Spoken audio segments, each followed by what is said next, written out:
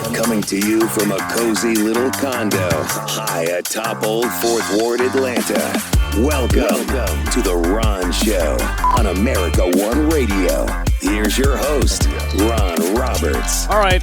Welcome back from your Memorial Day weekend. Thank you for listening, whether it's on the America One Radio app, AmericaOneRadio.com, on demand at ProgressiveVoices.com, or wherever you podcast.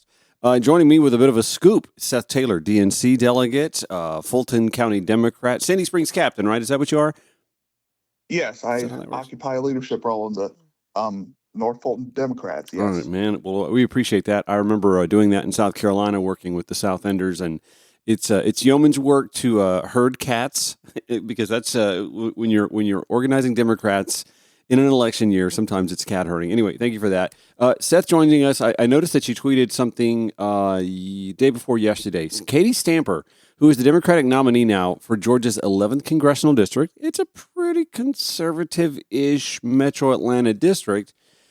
Seth believes is a GOP plant, and he brings the receipts, literally the FEC filing receipts, where she donated money to Donald Trump in 2020 and in 2021, money to Ron DeSantis in 2023, and a little bit of money to Matt Gaetz just this year. Seth, do you sit around and dig into FEC filings, or what made you decide you wanted to scope her out? Last week on primary night, when I saw Antonio Daza was losing to Katie Stamper, now keep in mind, I don't live in Georgia's 11th congressional district. Mm-hmm. So obviously I have no dog in that fight. Yeah, you're just a political junkie like a lot of us are. I get it. Yes.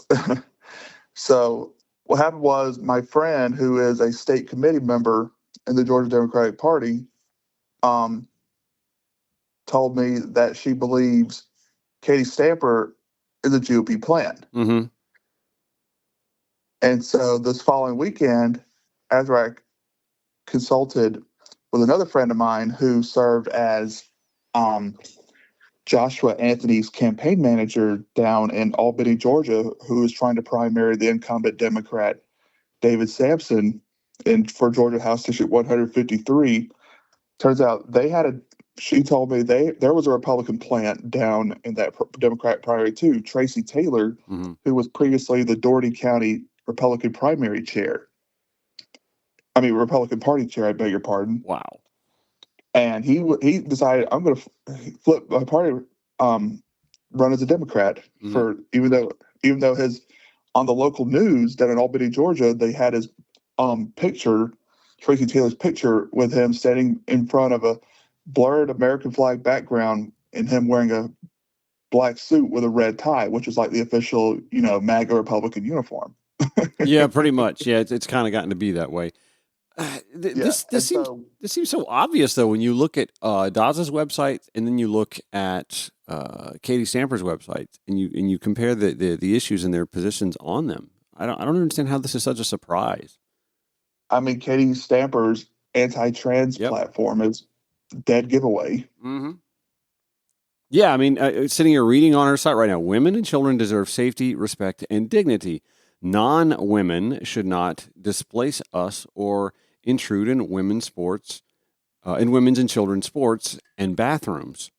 That's a red flag right there for anyone who believes in equality, and we'd like to think that most Democrats do. Listen, I have conversations with folks within Democratic circles all the time who have an uncomfortable posture when it comes to trans issues, but they're not on the attack. They're not out there trying to attack the issues. They're just unsure how to feel about those issues. But they're certainly not, again, on the attack front. Let's see. We were looking at that and harping on inflation, protecting our border. She also capitalizes words a lot. I can't stand that, but that's just the English guy in me. She also mentioned that she won the Democrat primary. To me, that's a dead giveaway. We don't call ourselves the Democrat Party. No, Democrat Party is a GOP thing because it's just part of their little scheme to own the libs or something. Mm-hmm. How do you? So the correct term is Democratic Party. Sure. Because Democratic is adjective, Democrat is a noun. I mean, how do you think that this snuck up on people? I mean, she won by like 2,500 votes. And look, the turnout was light, across the state. And there is that general enthusiasm lapse or malaise going on, on the left, it would seem. I mean, how do we explain this? Is this a state Democratic Party problem? Did nobody vet her beforehand? I mean, you're kind of in the inner workings here. You're a delegate, so I mean, you tell me where you think the missing part is here. What are we missing that the Democratic Party can't pick up on this sort of thing? And I know that the state party probably wouldn't weigh in and support one candidate over the other, but we saw in 2016 that they know how to do things on the sly, you would think. Yeah. I'm not privy to the inner workings of all that, of candidate vetting, but I will just say, as somebody who is not involved with candidate vetting, that it would appear that the local county parties did not do a good enough job of vetting candidates and making sure and saying, hey, we got a possible plant here. But then again, in my line of work as Sandy Spring City Captain, as part of our bylaws, we have to stay neutral in primaries. Yeah, sure. I get that. Which makes sense. Mm-hmm. Well, I remember dealing with, and specifically in Cherokee County last year, we had the case of the openly anti-trans school board vice chair, who was a former professional wrestler. And I mean, this made national news. This was on TMZ, I believe. And you could hardly get a peep and I'm not trying to be dismissive of the Cherokee County Democratic Party, because they did make an attempt. They had a few people show up at a school board hearing, but nothing more came of it.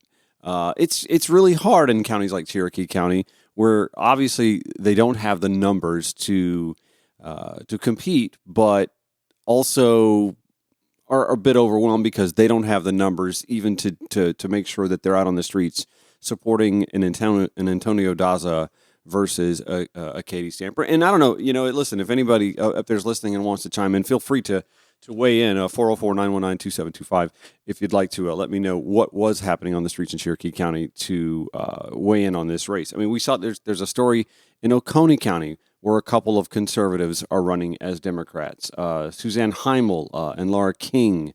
They reported on this, Greg Bluestein and the AJC reported on this many months ago, and then reiterated it last month. So Republicans running as Democratic plants. It's nothing new under the sun, it would seem.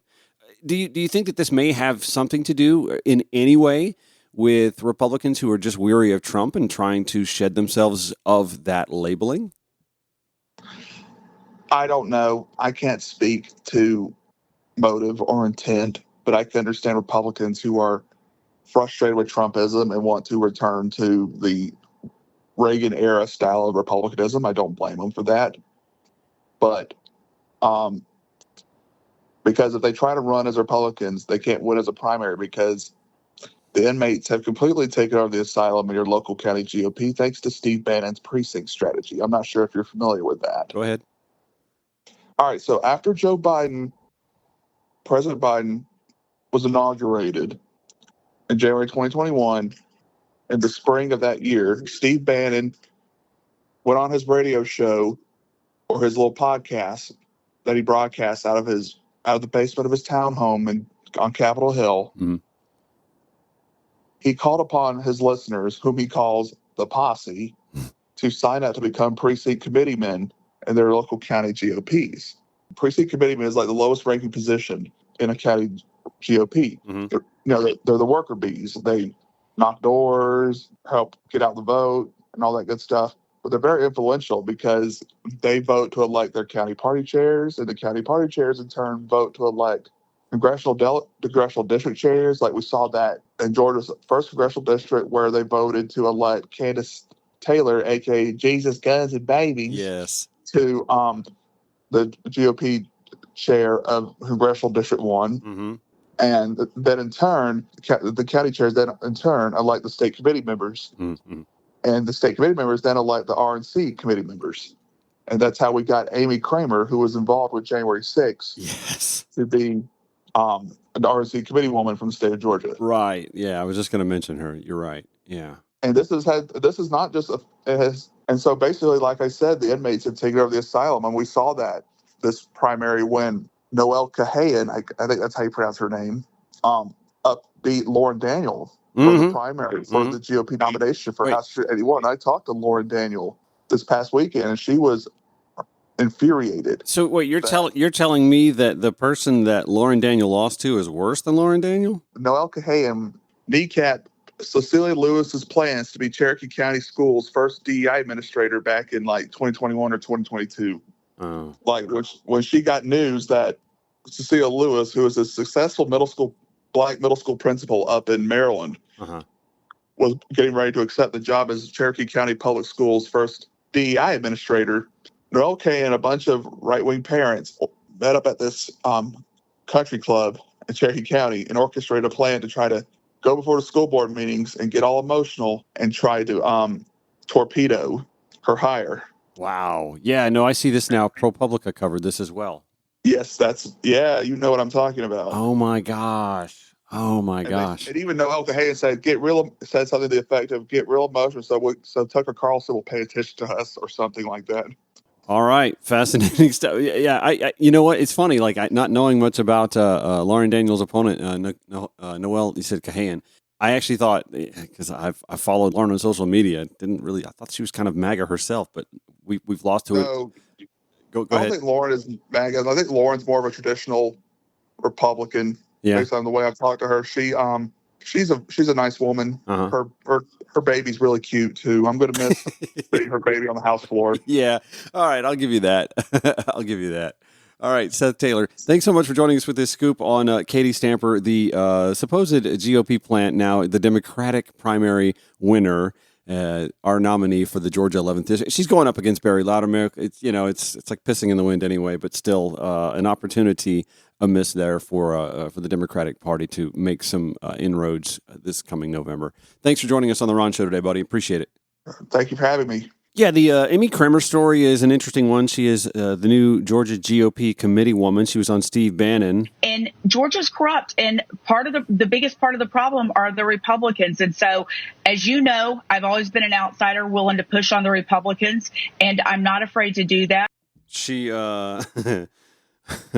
raffled off an AR-15 that I don't believe she ever gave away in 2017. She had her staff quit on her in that special election. She also organized a pro-Trump rally January 6th that preceded that deadly mob, and now is a newly elected Georgia GOP committee woman. Okay, so while we're on the subject of GOP plants, let's talk about the two women in Oconee County who are running as Democrats. We'll dive into that article that, again, was featured in the AJC, I believe, about a month ago. But I swear I saw this story months before then, so I believe that is a republish. We'll also, since Seth brought it up, let's revisit the Cecilia Lewis story at Cherokee County. She was coming from Maryland, an accomplished middle school principal, was coming to work in the county's DEI role before some Republicans met at a country club and decided that had to be torpedoed. So that's quite an interesting story. So we got plenty to talk to today. You know what? I didn't think we were going to have much of a show today, and here I am rolling right off of one tweet that I saw on the X platform where Seth outed Katie Stamper as a GOP plant running in Georgia's 11th congressional district. Gotta love how these things sort of organically work themselves out, right? The Ron Show here on the America One Radio app, AmericaOneRadio.com, on demand at ProgressiveVoices.com, or wherever you podcast. You can follow the show on the X platform, Facebook, Instagram. Yeah, I'm on Threads. Don't do as much there. Bad on me. It's at Ron Show ATL. So I do want to talk a little bit about the Noelle Cahayan story. I mentioned last week on Wednesday morning after the primary results were in that Lauren Daniels had lost that seat in Locust Grove. And I think that's an opportunity, seriously, for Democrats. I've shown a lot of homes in the Locust Grove area. Just off the cuff demographically, I think that there's an opportunity there, but we'll see how that works out. The story in Oconee County, though, is just twisted. This is not a case, by the way, the Susanna Heimel and Laura King candidacies for some local races there, running as Democrats, although avowed conservatives. This isn't about like two women who are weary of the party being taken over by Trump or being moderate Republicans or somewhat socially liberal. Not at all. No. In fact, it's almost the opposite end of the spectrum. They are tired of air quote mainstream Republican. This is a Republican county, a heavily Republican county. Stacey Abrams barely got a quarter of the vote in Oconee County, Georgia. It's the bedroom community of Athens Clark. And this is crazy stuff here.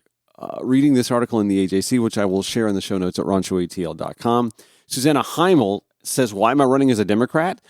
And then she says, I'm running as a Democrat because I don't identify as a Republican right now.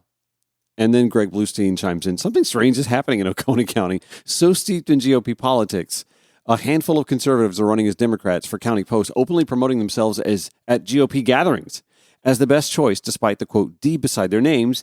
And it's infuriating loyal Democrats and Republicans. To the Democrats in that county, I would say, field candidates.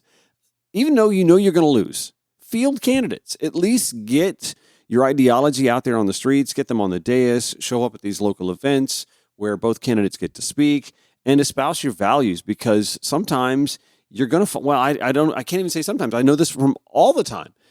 You're going to espouse your values. And I was saying this in the GOP race last time Stacey Abrams was running. Show up in places you don't think you can win, because at least showing up and espousing your values, you kind of solidify those who are lurking in the weeds there, who are afraid to step out and say, yeah, that's how I feel too.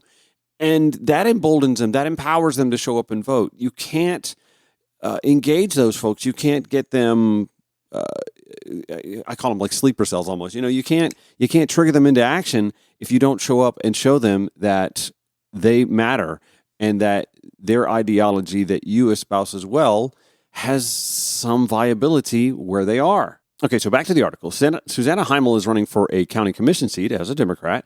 Laura King, a candidate for county clerk. Of course, both of them ran unopposed and are set to be the Democratic nominees against Republican incumbents. Another Democratic contender disavowed by the local party. Well, there you go. School board candidate Sherry Ward Long has kept a lower profile in her more crowded race.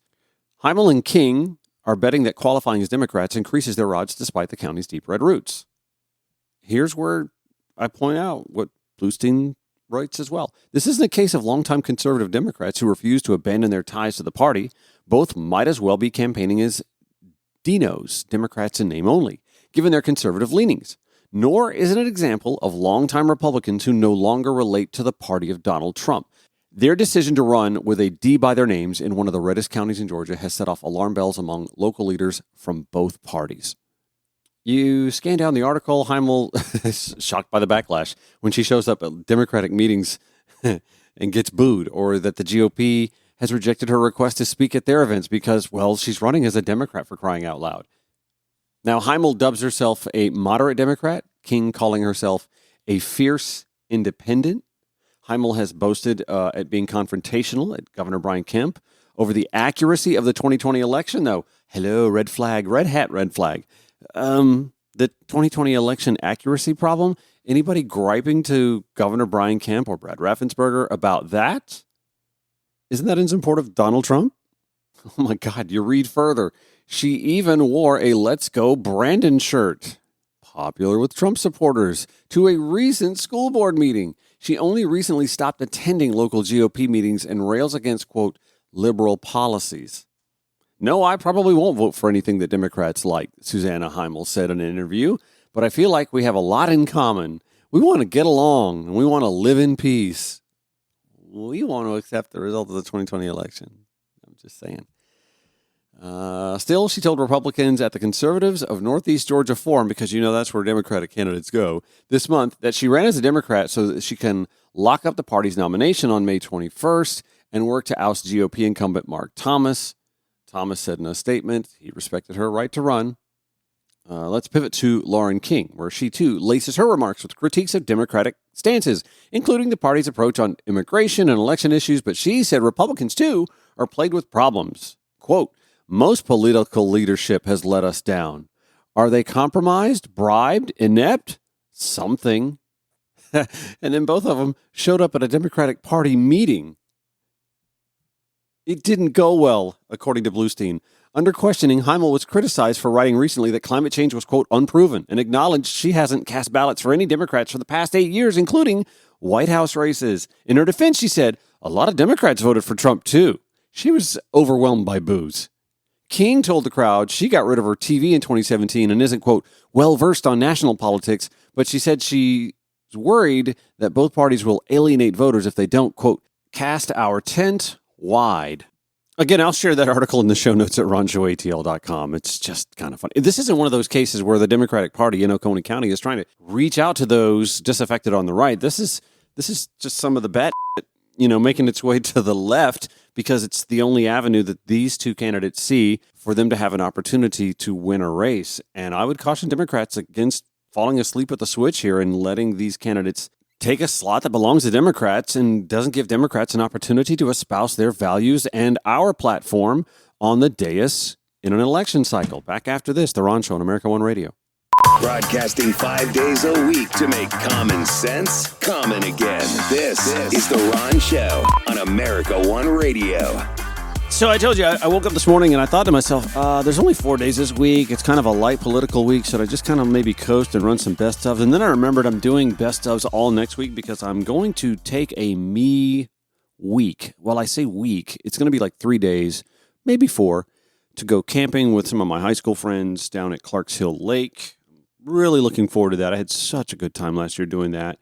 I spent my Memorial Day weekend playing in a softball tournament that my league actually hosted as well. We had, 64, 68 teams? I can't remember how many. From all across the country who came to play here in Metro Atlanta Memorial Day weekend. We were playing everywhere from Villa Rica to Conyers, South Atlanta. And when you're part of a league hosting a tournament like that, you're busy with obligations. Since I'm on the board, those of us on the board, we all had our obligations and volunteer work. I handle sponsorships, so I had to deal with some of the venues that were hosting things before, during, and after. I also played on a team who, by the way, finished in second place in our bracket. Just saying. But I was looking at my Apple Watch data yesterday and seeing just, how many steps I got in. Forget the steps. I walked or ran about 24 miles in 2 days. And most of that, like I would say 85% of that was on the softball field. We had 3 players on our roster who had ADA, American with Disabilities Act, exemptions. That meant they get to bat, but someone ran for them. And I was one of those someones. There were 3 or 4 of us who were, faster runners who were called on, and there are only certain circumstances you can run for somebody else. For example, if you were the last out, the next ADA batter you run for. Anyway, I'm not going to sit here and give you the specifics of that. But suffice to say, I'm sore as heck. I'm tired, still tired, and I really wanted to kind of punt on today's show. And so I do as I do many mornings. I get up, usually around 6:30 or so. The cats want to get fed, so they get their breakfast. And I'm scouring the X platform, and I ran past Seth Taylor, who was on last half hour, his tweet where he essentially outed Katie Stamper as a GOP plant running for Georgia's 11th congressional district race. And it's a condemnation of a couple of things. I think a malaise on the left, and we've talked about this, and we're all hand-wringing about this, those of us on the left, about this 2024 election cycle. Like, why was there not a bigger push for her opponent, Antonio Daza, who I'm sure ran a great campaign? His website looks slicker than hers and has all the right, trigger point. But it's a conservative-leaning district, and it just makes you wonder: was there some sort of conspiracy, will we call it that, to send enough GOP voters across to vote in the Democratic primary to derail the one Democratic candidate who might take on Barry Loudermilk? When you look at Katie Stamper's website, very minimal put into it. But what she does put into it, it's very telling. It's very telling she's not a Democrat. I hardly doubt that she's going to put much effort into winning this race. If I'm wrong, I'm wrong. But I mean, we'll watch her FEC filings and see what she spends money on, if anything, other than like web maintenance, right? That'll be an interesting situation to watch. Maybe not. But Seth also brought to point the Cecilia Lewis story out of Cherokee County. And we've paid a lot of attention on this show to Cherokee County's antics, to its anti-trans, anti-diversity leanings. And this is not a condemnation of all of Cherokee County. A lot of wonderful people live up there. But it's a county that is not quite yet trending blue the way the rest of Metro Atlanta seems to be. Gosh, even Forsyth's trending blue. There was a ProPublica article. I pulled it up just as soon as Seth mentioned the name Cecilia Lewis in Cherokee County. ProPublica article that came out in 2022. The headline: White parents rallied to chase a black educator out of town. Then they followed her to the next one. Hillary Clinton, by the way, called Trump supporters a basket of deplorables. And we have continued to harping on that since 2016. Donald Trump called anyone that doesn't vote for him, Biden voters, he called them human scum over the weekend. And of course, a Memorial Day weekend social media post. And yet, because he says so much crap, we're just so inundated with the nonsense that he says that it's just kind of one of those ho-hum things. Water's wet. Trump said something dumb. Look, air is breathable. Trump said something dumb. So anyway, let's go back in time. 2022 this was, when ProPublica told us a story about Cecilia Lewis. April of 2021, Cecilia Lewis had just returned to Maryland from a house hunting trip in Georgia when she received the first red flag about her new job. The trip itself had gone well.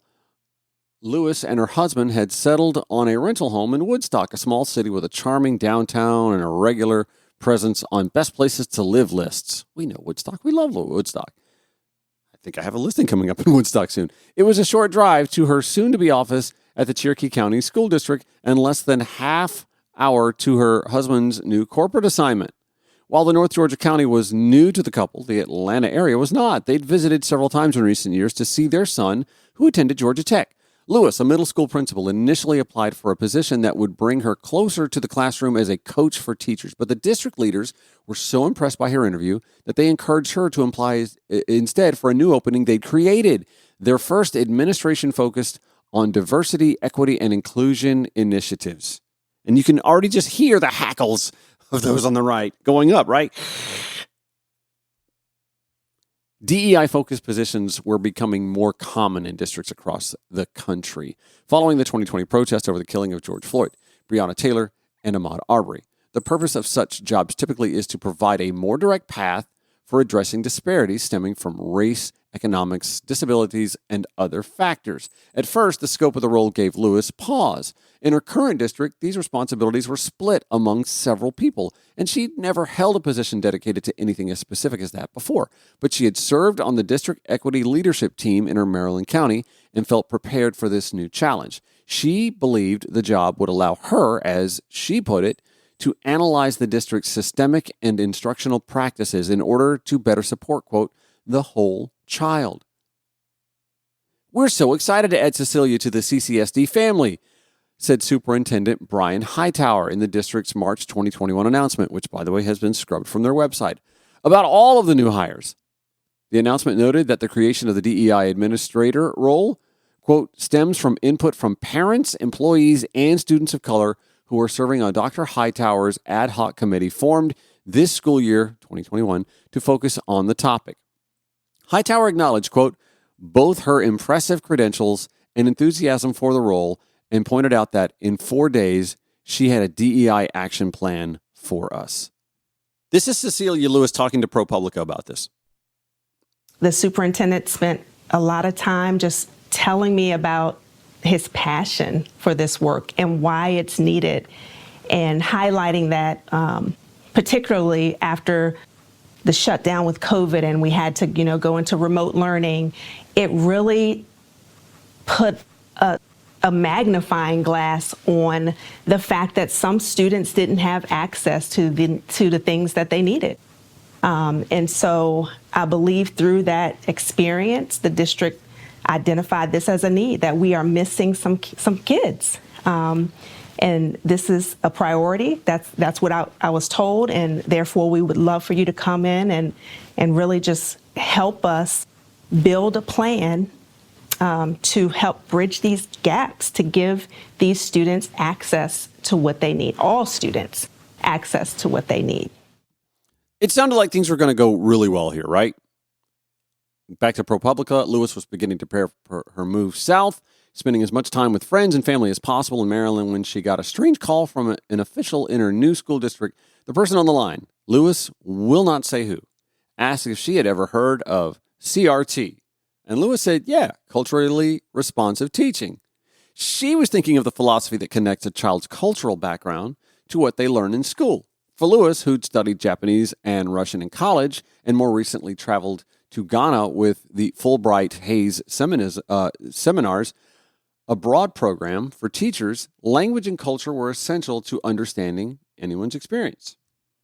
We know, though, that wasn't the CRT that the person on the line was asking about.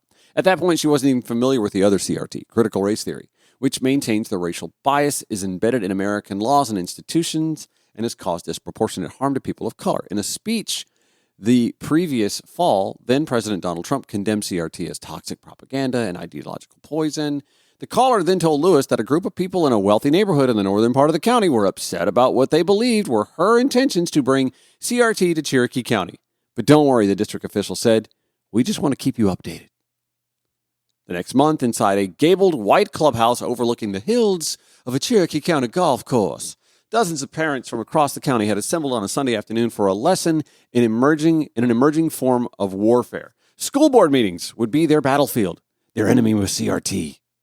One of several presenters at the meeting was Rhonda Thomas, a frequent guest on conservative podcasts and the founder of the Atlanta-based Truth in Education, a national nonprofit that aims to educate parents and teachers about, quote, radical ideologies being taught in schools.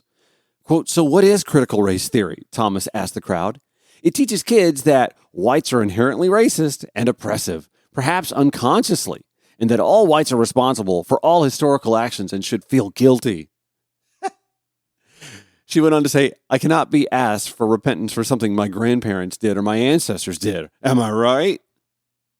Thomas stressed that parents should form their own nonprofit groups and cut ties with their school's parent-teacher associations. The PTA supports everything we're against. Another presenter, a local paralegal named Noel Kahayan, leads the nonprofit Protect Student Health Georgia, which aims to, quote, educate on harmful indoctrination, including, quote, comprehensive sexuality education and, quote, gender ideology. Kahayan emphasized how to grab attention during an upcoming school board meeting. Identifying the best speakers in the group, she told them, adding, quote, it's okay to be emotional. Be sure to capture video of them addressing the board or even consider hiring a professional videographer. It's good in case Tucker Carlson wants to put you on air. It really helps. That's Noel Kahan, the person who just defeated Lauren Daniel, who I actually kind of thought was a little MAGA-y herself, but maybe a mainstream Republican. Sometimes I just file that away and I have a disagreement with someone on social media. I think, okay. So maybe I was wrong.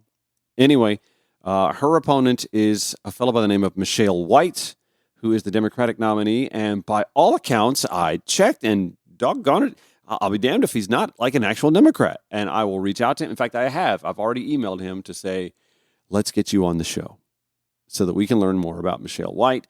I think District 81 in the Georgia House is a winnable district for Democrats. More on Michelle White's opponent, Noel Kahan. Back to ProPublica, she briefed them on how to, the folks at the White Gabled Golf Course, on how to file grievances about school board members, teaching licenses, on their right to request school board members' cell phone records, and then she advised them on the benefit of collaborating with, quote, outside forces to file open records requests, libs of TikTok, to school systems for employees' emails and curriculum plans that could provide evidence of inappropriate material being taught in classrooms. Doing so would allow those outsiders to, quote, take some of the heat.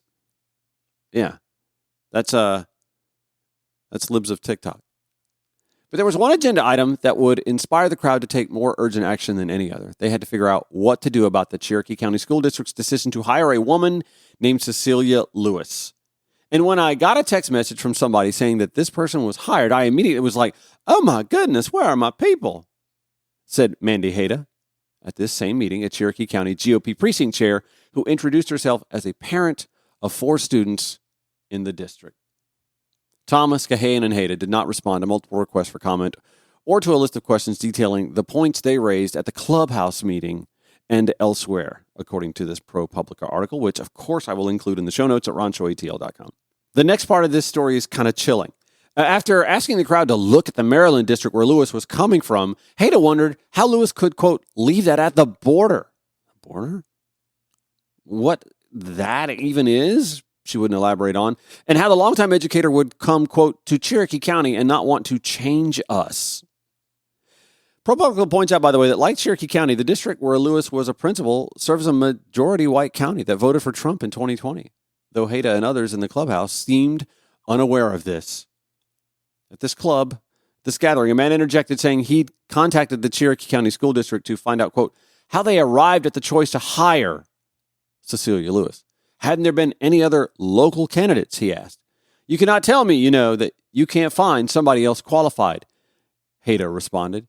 And if you're looking for her to be black, that's fine. But that's not what this is about.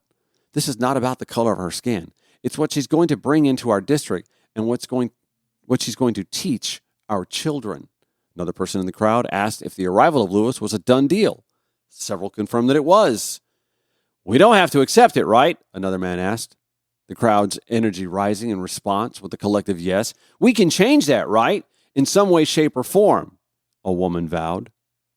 And by the way, ProPublica quotes all this because they have audio from a parent who attended that clubhouse meeting. This isn't just pulled out of thin air or secondhand information. Cecilia Lewis would not fill that role at the Cherokee County School District. The school district, by the way, that has the vice chairman of the school board, who is openly anti-trans, the former professional wrestler. That would be Rob Recksteiner, a.k.a. Rick Steiner, from wrestling fame. Again, I'll share the article in show notes at ronshowatl.com. You can read further on how not only did Cecilia Lewis have to go through the trauma of thinking she was relocating from Maryland to Georgia for a new job and then realizing it wasn't as welcome a place as it seemed or looked as picturesque as it did when she visited. This actually chased her to her next job as well because these people are just such wonderful people. Anyway, back after this, The Ron Show on the America One Radio app, AmericaOneRadio.com, on demand at ProgressiveVoices.com, or wherever you podcast. Home stretch of The Ron Show for Tuesday, May 28th. Thank you for listening. So, people thought maybe Jeff Duncan was going to do a no-labels run for president. There were those who, prior to the GOP primary ramp-up, thought maybe this Brian Kemp guy who stood up to Donald Trump may make a run for president. There were Georgians who were in the mix for the presidency in 2024. Who had Chase Oliver on their 2024 presidential bingo card? Not me. Not many. Donald Trump tried even to swoop in over the weekend to the Libertarian Party convention to convince them that they should support him unless they want to lose again. And by the way, that's just a ton of booze. Donald Trump's not popular with libertarians. I mean, he's not a libertarian. And I would politely remind most Republicans, prior to running for your nomination, he wasn't a Republican either. Donald Trump is a Trumpist. Donald Trump is in it for himself. Is and has been for as long as one can remember. Hell, there's a story in Raw Story today that talks about how even this campaign is another way for him to enrich himself by bilking the Secret Service. Anyway, that's a story for another day. I'm going to try and put that to the side because we got to give a Georgian his due here. Chase Oliver is the Georgian who will appear on the presidential ballot in November. And you have to wonder, in a swing state like Georgia, if Georgia's still a swing state, is that going to have an impact on the outcome for electoral? He's not going to win the state of Georgia. He's not going to win any state.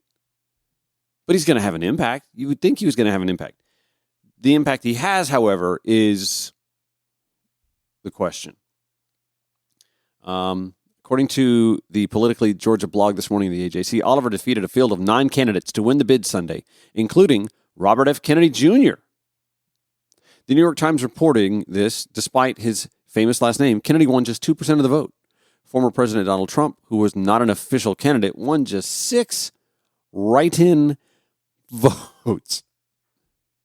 Kennedy, who spoke at the Libertarian Convention on Friday, is running as an independent, but is struggling to gain ballot access in many states. In Georgia and other states, independent candidates must get thousands of voter signatures to get their names on the ballot. In Georgia, Kennedy needs 7,500 signatures by August 9th. I gotta think he'll get that. Oliver's free market, youth-focused pitch won the day with the party, though, and as the Libertarian nominee, he will be on the at least 37 state ballots in November. And some people may think nothing of it, but Chase Oliver, who, by the way, is the youngest candidate on the ticket, he's also openly gay, by the way, said this at the Libertarian Convention. I will be the only national candidate. RFK won't, Joe Biden won't, Donald Trump won't, but I'm saying right now, end genocide, ceasefire now, and support peace around the world. No more proxy wars.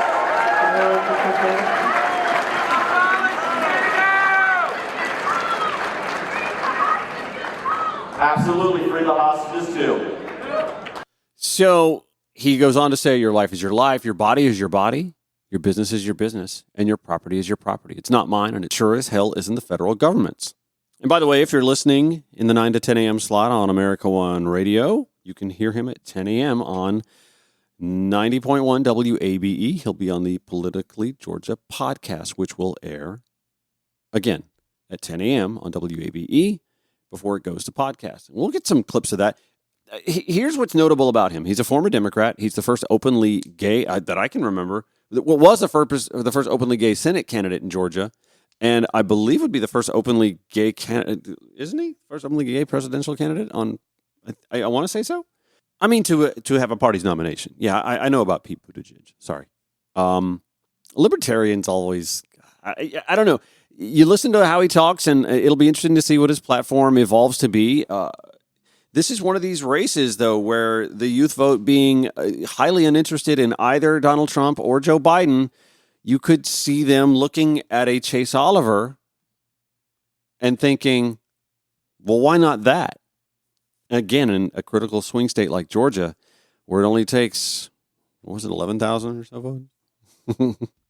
What was on the phone call? Where it only takes 12,000 votes to change things. Chase Oliver's capable of wresting 12,000 votes from somebody.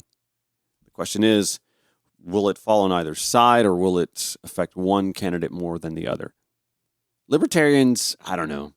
I look at libertarianism and I think, you know what, that is a privilege to be libertarian, to want to have as much limited government and you know, federal government off of hands off of our things and out of our, that's a privilege to want to think that way. And I think ideally we'd all like it to be that way.